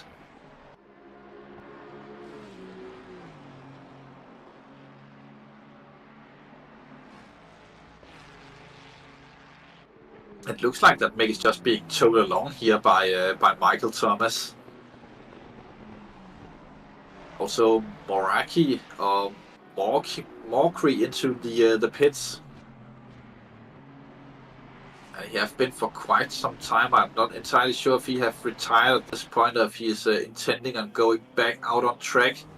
Oh, he just dropped from the jacks. He's coming back from a city walk. I think it's pronounced a shitty walk. To be fair, a South Park reference maybe. Comes out in 21st. And still, anything could happen. Even though it can be frustrating being the driver in a situation where you're crashing a lot, then it could happen to the drivers ahead of you as well. And as long as you're having fun and you see some kind of meaning in the continuation of driving, that they will likely continue doing so. And Bouncer Winds have caught back up to Cohen Geens once again.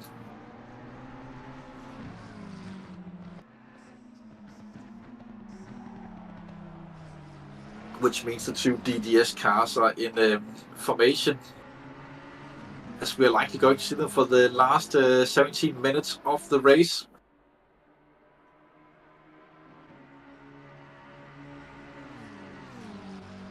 It have looked like that Vince have been quicker throughout the race, but he have just not been able to find a way past his teammate Cohen Geens. And that have hindered him a little bit in trying to catch up to Shelikans further up the road. But whether or not that he could have actually done it, that is hard to say, and we'll probably never know.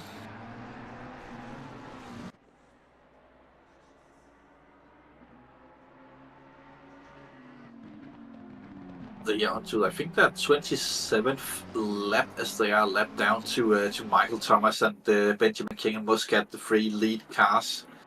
Or is that Tish down there behind? I actually think it is. No, that was no, probably not. No.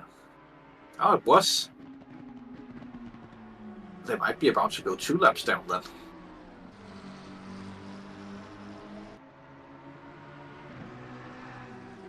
But yeah, they will have to let the 2 lead cars, actually the 3 lead cars, by in not that long. I do think that well, not lead cars, but further up the road cars. I do think that Tish will catch up. Maybe not by this lap, maybe the end of this lap, but most definitely next lap they will start seeing the blue flags being waved, as they already are. As over the mountain, Tish caught up a lot there. Also, Tish on the good new rubber, same for the two DDS cars, we assume.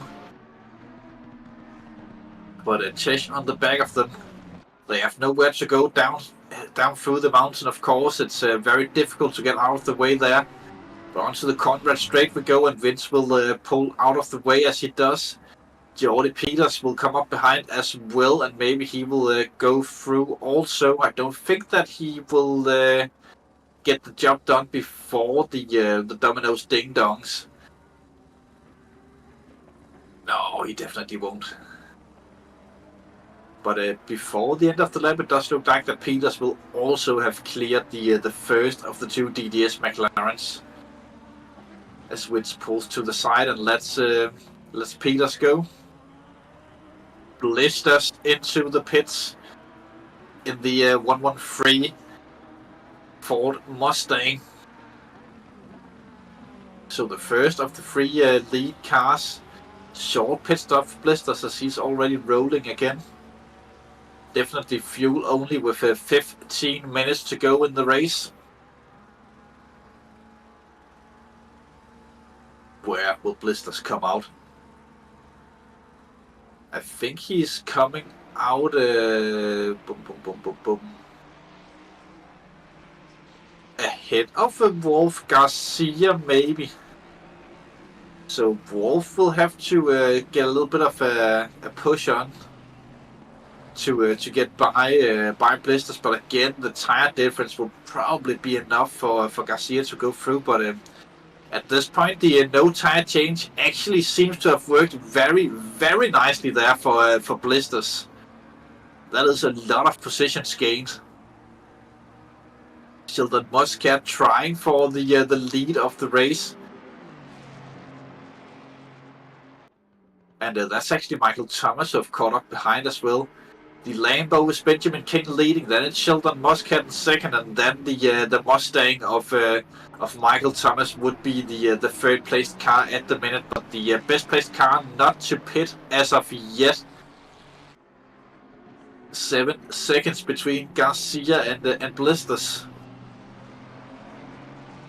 Michael Thomas does know that he has all the time in the world to get this move done. He doesn't need to risk anything and go for any silly moves.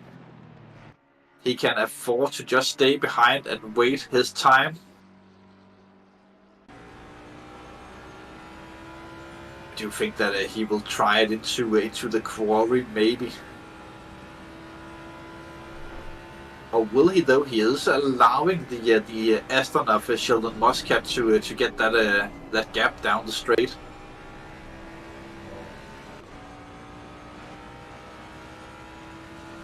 Yellow's being waved. That's the number 3 car. That's Scarwell Guy at Quarry.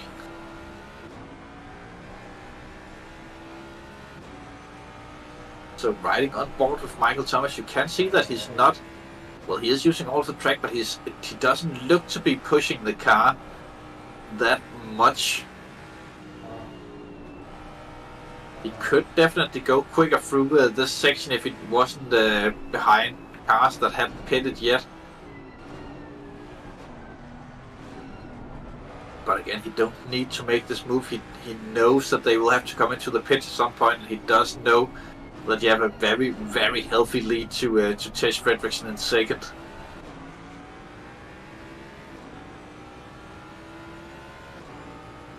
Down the Conrad we go. Very likely to see Michael do it down here. Look how close he is. That is as close as you can get without making contact, it looks like.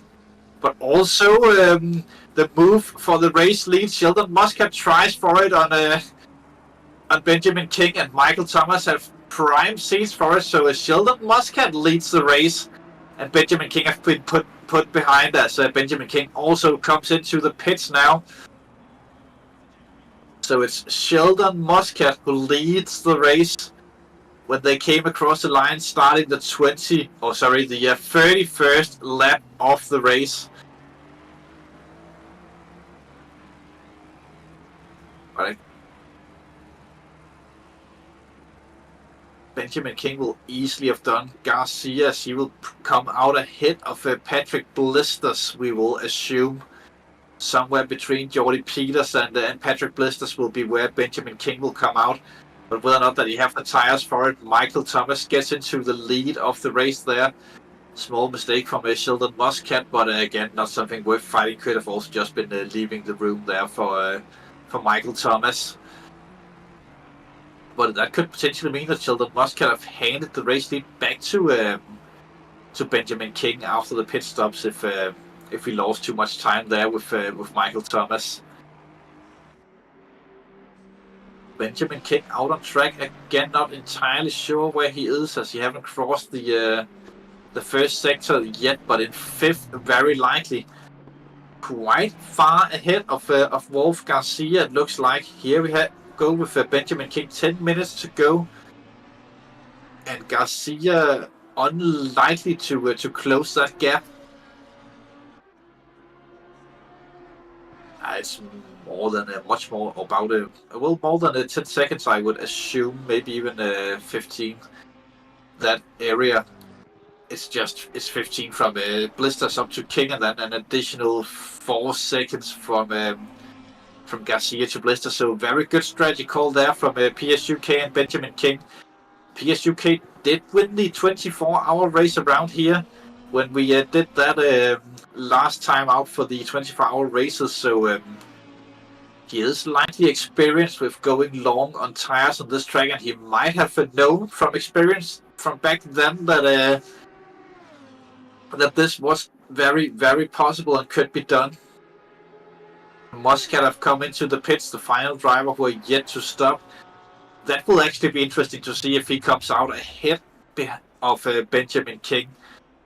I don't think he will, after that little bit of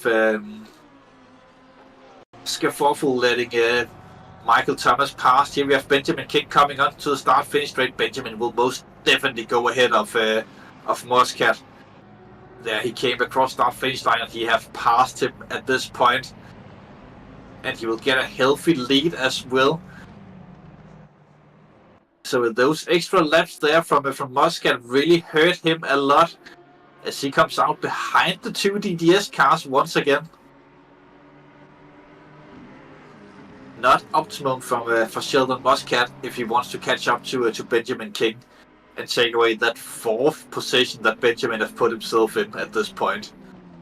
Super strong performance from Benjamin. Same for Sheldon Muscat, we must say.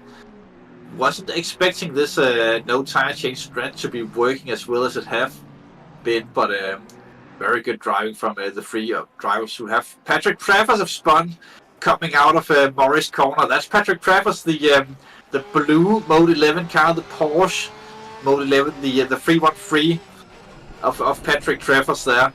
But he is back going again with 7.5 minutes to go. This haven't been Travers' day, as he's all the way down in 20th position. Not that usual for Patrick Travers. We usually see him a bit further up the field.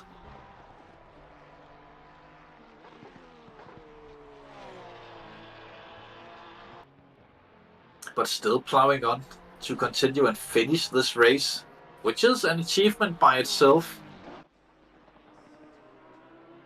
Jordy Peters in 3rd, just 1.5 seconds behind Tej Fredriksson. He have actually been closing the gap a little bit as of late, so he could potentially have a final push in that Porsche to catch up to the Lambo of Tej Fredriksson. Also, after the strong pit stop strategies of the no tire changes, then Bas and Abrinosa have dropped to a 9th and 10th. I think Abrinosa are the lead driver of those who pitted super early, and I do think that he had a little bit of damage that he repaired in the pits as well.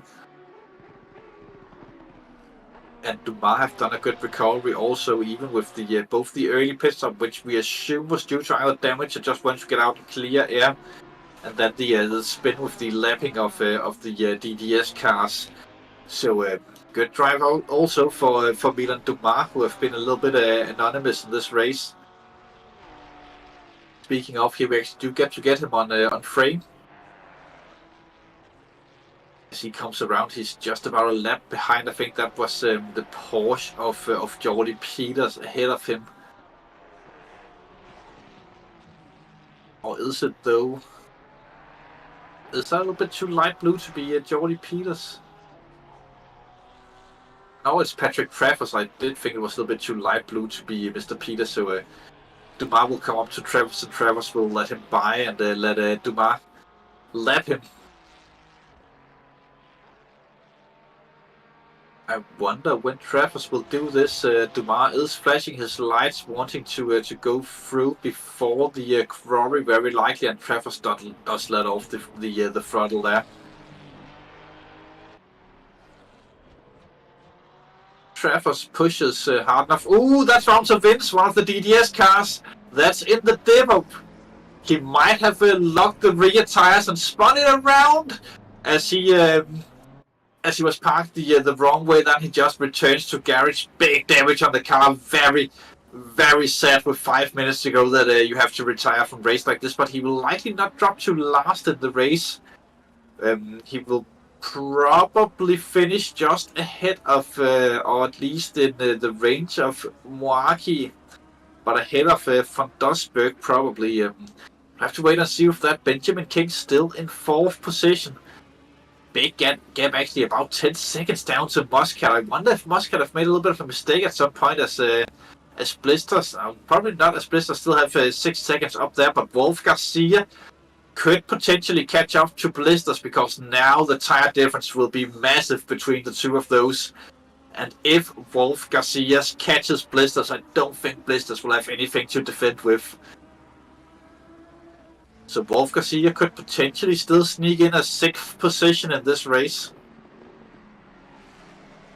which is not a bad result at all, but Blisters can be very, very happy with his result. Maybe that's why we saw him early on in the race not wanting to fight the pro drivers that came up to him. He just sort of let them go. Maybe he was already at that point thinking of tire wear and conserving the tires as much as possible. But leading the silver class and with a very big gap down to Nelson Abrinosa, who was on a completely different strategy today, as Abrinosa went in for the very, very early pit stop. I was thinking at a point earlier in the race that Matt Ailing was favourite to take the class, but Blisters have surprised us all with a very, very strong strategy. Still about 3 minutes 20 to go. Garcia is closing a lot, especially over the mountain. But will it be enough to catch up to Patrick Blisters? I do think that's the most interesting battle we have on track at the minute. Partis also somewhat close to Shelikins further down the field, but these are the most intriguing, at least. Probably not interesting when it comes to side-by-side battling. Maybe they are just lining up a photo finish between the two Alpha Simsport drivers. If they have team orders, then parties are likely going to be let through. But again, your worst rival are your teammates, but in different classes. It would make sense for an overall championship attempt for Peters to go past. But again, Shelikins is also in the overall championship, as all drivers are, so he might not be interested in letting that happen. 2 minutes to go and plus a lap race leader Michael Thomas. Where is he on track? I don't see have they changed the leader from being a triangle to being a normal dot again? Ooh, yeah, there parties hit the wall and they have fallen behind.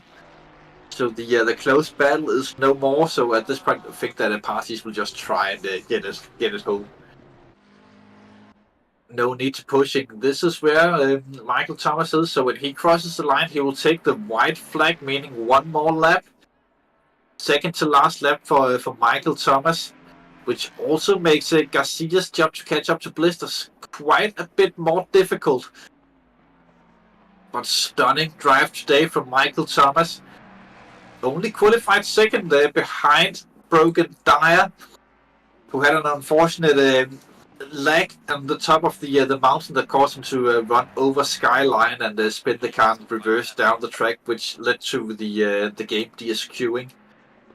I've never seen that before, actually, but one time had to be the first after many, many years in the game. Michael Thomas pushing a little bit too much on the final lap, maybe. Too happy with it, but it looked like that Michael Thomas was under pressure early on, so this could be something to look forward to if we see broken Dyer for both Zandvoort and Valencia. Then Michael Thomas can no longer be safe in the front of the field. Hits the wall again there, does Michael Thomas. Maybe the nerves are getting to him at this point. Has been a very, very clean race for Michael Thomas. Also Garcia, less than a second to Patrick Blisters. That could end up in a last lap overtaking. I don't think Blisters will defend that too much, as he will really want to secure the win in the silver class. But Michael Thomas last time across the mountain, he does a lot of wall banging. I'm actually getting a little bit nervous for Michael Thomas at this point. Wheel in the grass, really playing it risky. Down the mountain we go. Just get the car slowed down, man. Take it easy. Take it easy. We have 21 seconds of a lead, man. No need to push your luck. As he comes into the dipper for the final time. Also probably the last wall he could potentially have hit on the lap. Well, you never know. He could definitely hit any walls, as we have seen other drivers do in the past. But Michael Thomas last time down Conrad straight into the King. Only the Domino's ding-dongs to go, and Morris corner into the ding, through the dawn. 2 short straights, 1 corner, and Michael Thomas will be a 3-time winner this season. This could actually be the first time Michael Thomas goes completely perfect in a championship season, winning all the races. He comes across the line there to take 3 in a row for the Mustang car. Michael Thomas wins at Mount Panorama. Tesh Fredrickson looks to come home in second. He actually got pressured by Jordy Peters there by the end. Again, as he close to less than a second, but Tesh Fredrickson in the Lambo comes across the line to take second here at Mount Panorama. Jordy Peters will finish off the podium. Benjamin King with a good performance. Best of the no tire change cars, I believe, as King comes across the line to take 4th. Muscat next, who did seem to have King sorted before. He did a lap more than Benjamin King. Patrick Blisters will win the silver class. Ooh, what? He runs out of fuel, I think, coming up to the line. No, he's still going, but he lets Wolf Garcia pass him there on the line, it looks like, for unknown reasons. So Wolf Garcia finishes 6th and Blisters in 7th. Arf comes home in 8th. And Bas van Melis will take another top 10 to his collection. Strong drive and somewhat anonymous from Bas today. But that's usually a good thing around Mount Panorama. The slug does it again.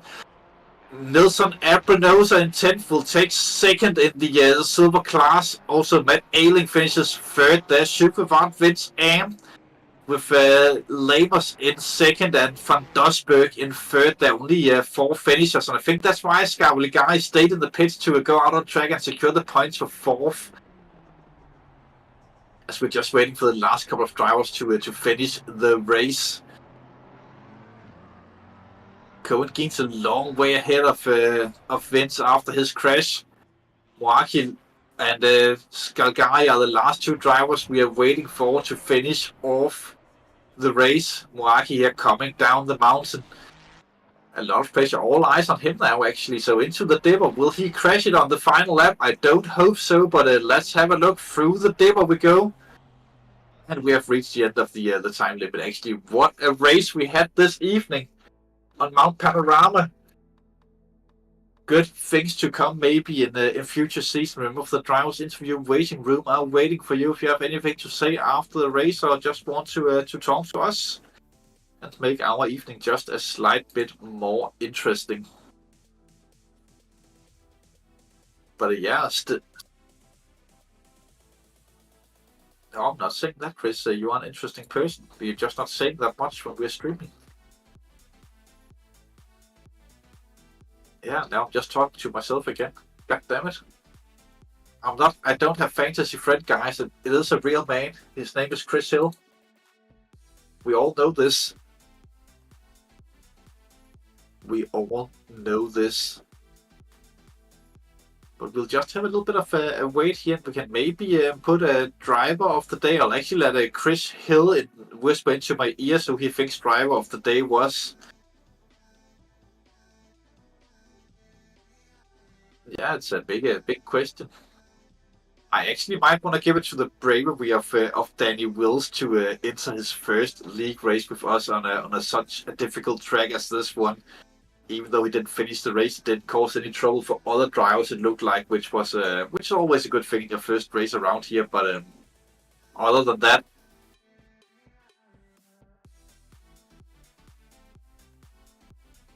so that is definitely an honorable mention for that. But maybe Benjamin King as well, being the best driver of the no tire change.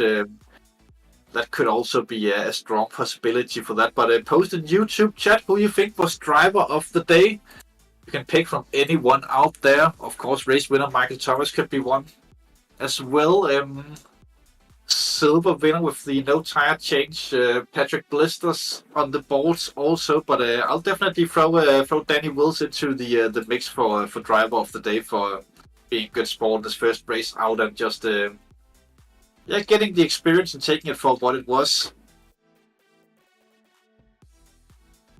Still just waiting to see if anyone wants to come into the interview waiting room on our Discord page. Under broadcasting, you could find the interview waiting room if you have something to say. I want to get interviewed after the race, maybe. Obviously not mandatory, but it would be lovely. As we are joined by AM class winner Super Fast with the strategy of starting from the pit lane. Yeah, hello boys. That was an interfering race. It was. I thought about it when in warm-up lap to start from the pit lane. While it's always chaos in on Bathurst. Yeah, but every time someone decides to start from the pit lane in races like this, then there's no chaos. That's true. That's true. But anyway, I finished first, so I don't see the problem this way.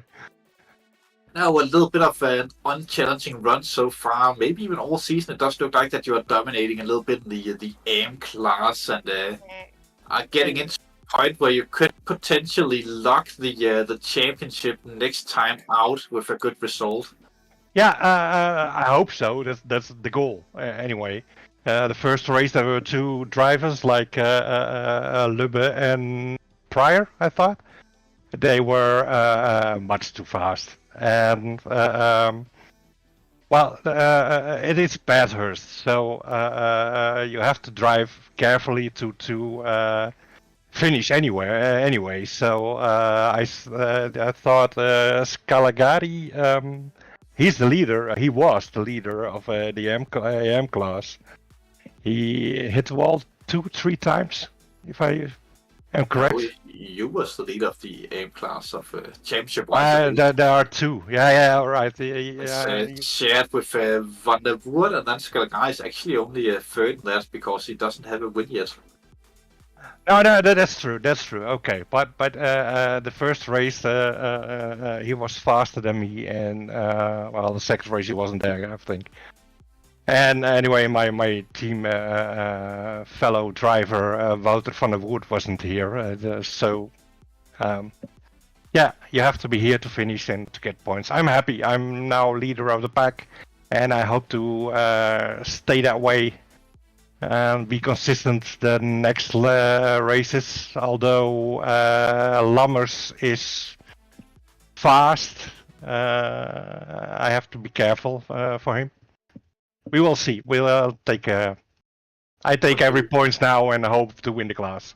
You have brought yourself into a position where even though that your scratch result are currently a 7th and finishing worse than that would be challenging. But you're in a point now where can you actually just go for not that risky races and just trying to stay in them and don't do anything silly, and then the championship will likely fall to your hands.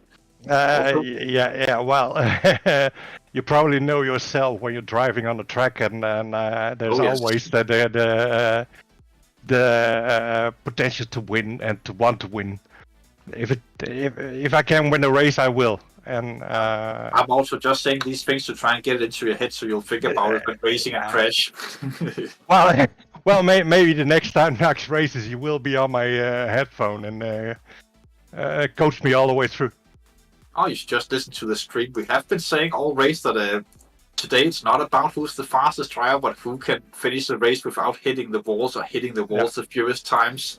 Yeah, that's true. We did see some fast guys dropping quite far down the order because they had to come in for damage repairs and take extra stops and stuff like that. Yeah. So on the first and the only pit stop I had, I think 15 seconds penalty of damage.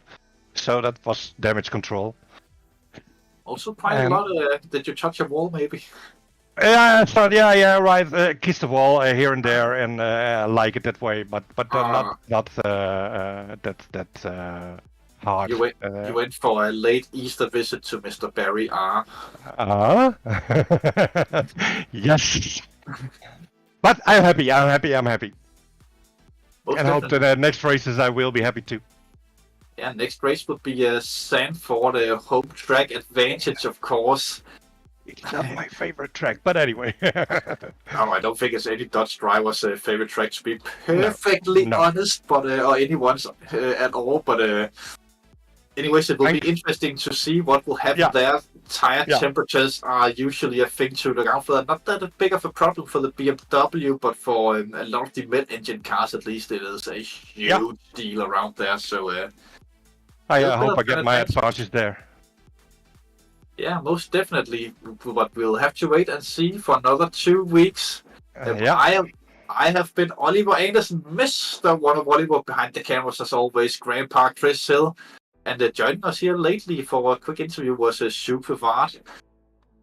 One of the fan favorites out there, we must say. Maybe not today, but other days there have been a lot of support. Let's hope so. It's 2 races now. 2. So don't start the party. It ain't over till the fat lady sings. Well, Chris is not a lady, but he will start singing. I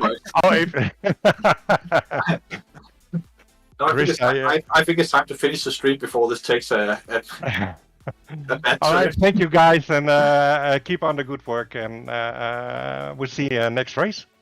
Yeah, thank you, and remember to spend the night watching back the stream. I know, I will. Thank you, guys.